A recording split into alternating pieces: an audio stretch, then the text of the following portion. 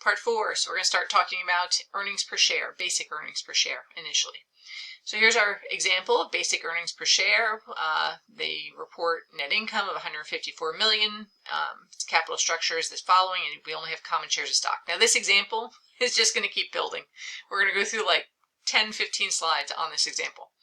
All right, so normally our basic earnings per share is net income minus preferred dividends. They're leaving that out because they're going to build to that point. But net income over common shares outstanding. There is no preferred shares of stock, so that's why they left it off. Net income is going to be 154 million over 60 million shares of stock outstanding. That's $2.57. Is that a good number, a bad number? You can't say whether a number is a good number or a bad number. I mean, unless I guess it's negative. But the idea being that is how much income a company is earning on behalf of every common share of stock that's out there. $2.57. So you'd compare it with the previous years, you'd compare it with what other companies have as earnings per share and so on, other similar companies. A number isn't a number in analysis by itself, it's always a number in comparison with others, all right, where you look at it side by side with, like I said, previous years and so on.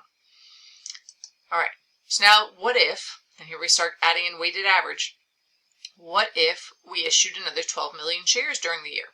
So now it's really 72 million shares are outstanding, but 72 million haven't been outstanding the whole year. They've only been outstanding for 10 months. And that's where we have to start getting a calculation in. So our net income is the same on top, but now it's 60 million shares for the whole year, plus another 12 million shares, but only for 10 out of 12 months. Okay, so that's where the weighted average piece comes in. You do this math and you wind up with $2.20 per share. Okay, the idea is that it's weighted average, so it's that 72 isn't standing out all outstanding throughout the entire year. 60 was, but then only 10 out of 12 months was the 12 million shares. Okay, and this is the kind of thing we're going to keep doing here. Taking it a step further. What if? Oh no, we're not taking a step further yet. We will be though. I guess we're moving on to talk about what stock dividends and stock splits are, and then we'll take it a step further. All right, so stock dividends and stock splits. All right. The idea is that if you are issuing a stock dividend, you are basically just putting more shares of stock out there into the world to the existing shareholders. Maybe you didn't have cash to give shareholders as dividends, so you're still trying to reward them, so you pay them in stock, and the shareholders are happy because they got something. Even though in reality they really didn't get anything, really they just got more shares of stock, and if anything, they've increased the common shares of stock that are outstanding, so they increase that denominator number. So what's going to happen with earnings per share? Earnings per share is going to come down. So that's something to think about. Stock split. If you had one share of stock worth $100, now you have two shares of stock worth $50. If it was a 2-for-1 split, did that really do anything for the shareholders? No, but it made them feel good.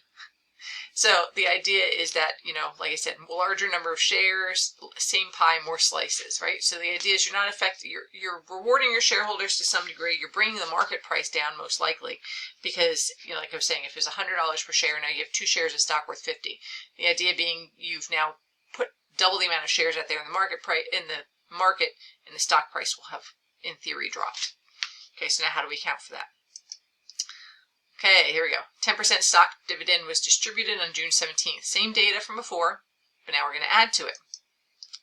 So now we're going to multiply everything times 1.10. Really, you could just multiply everything that you had up to date times 1.10, but this is the way they choose to show it. The idea is multiplying by 1.10 adds a 10% increase. So now instead of 60 million shares of stock, you now have, if you do 60 times 1.1, you have 66 shares of stock, 66 million shares of stock out there, and you would do the same thing over here.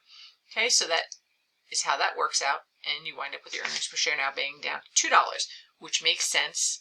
That's lower because, like I said, you've now just increased that denominator number by putting more shares of stock out there into the world, so you have now just lowered your earnings per share, which isn't necessarily a bad thing. It's a choice, right? It's a strategy.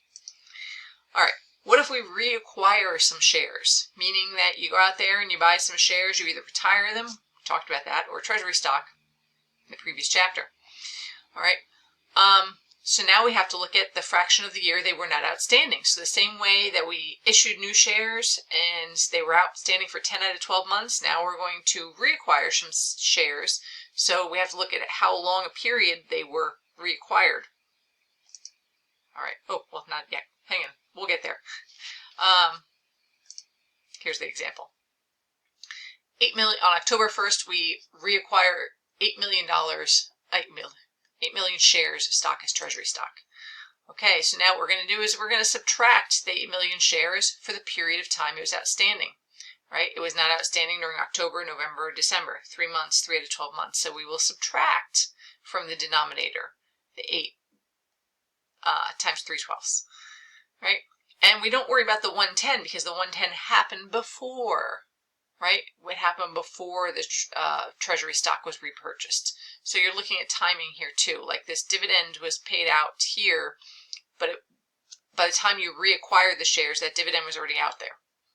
Okay, and again, it makes sense that your earnings per share number goes up because you have now just decreased the denominator, meaning that it is a higher earnings per share. Okay. I'm skipping past this. You guys can read it. I'll put the solution up here, but you guys can pause it, test your own knowledge. Okay. All right. Now we start talking about the preferred dividends piece. Well, we said that, if there's preferred dividends, they get their money first, right? So now we're going to start affecting the numerator of the calculation. So same denominator, but let's look at the numerator. Preferred shares of stock, non-convertible. They were outstanding all year. There's 5 million shares, 8%. And a $10 par value. So the way this is calculated, how you calculate what the preferred shareholders are getting as their dividend is 8% times the par, right? So 8% of $10, which is what, all of 80 cents, but times 5 million shares. So now you're talking about a much bigger amount. Oh, look at that, it did the math for me.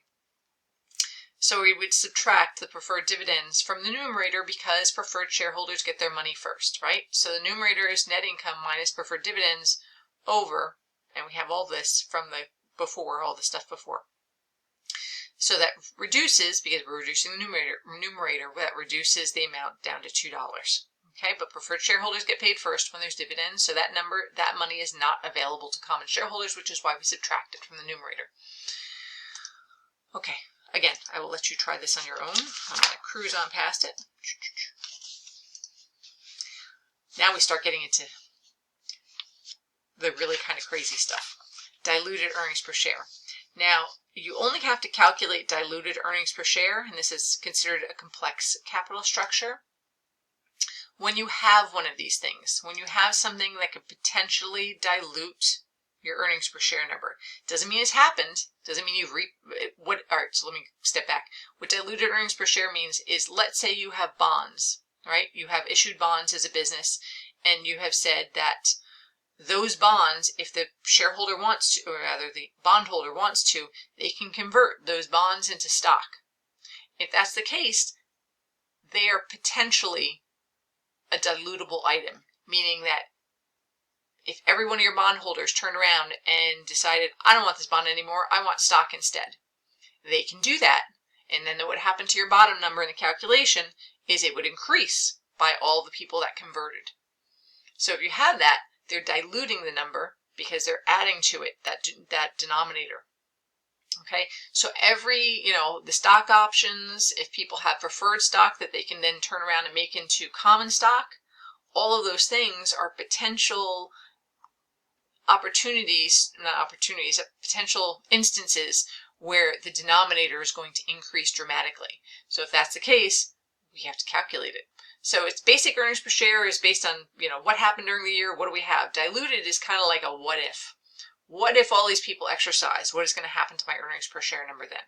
Okay, so now we get a little bit, pretty seriously complicated it can get. Okay, so these are other ways diluting can come into play, right? Giving people options, stock options, right? That they can exercise stock options. They can also have rights, which is what I was saying, that they have the right to transition a convertible preferred share into common shares or something like that. Warrants, I don't even really know. I mean, I'm sure it's written about somewhere, but I don't play those kinds of games in the stock market. It's a little intimidating for me. All right, but the idea is anything that can potentially dilute that bottom number has to be calculated. Okay, so before we get into a calculation that's going to start blowing your mind, I'm going to move on to video number 5. Okay, see you there in a minute.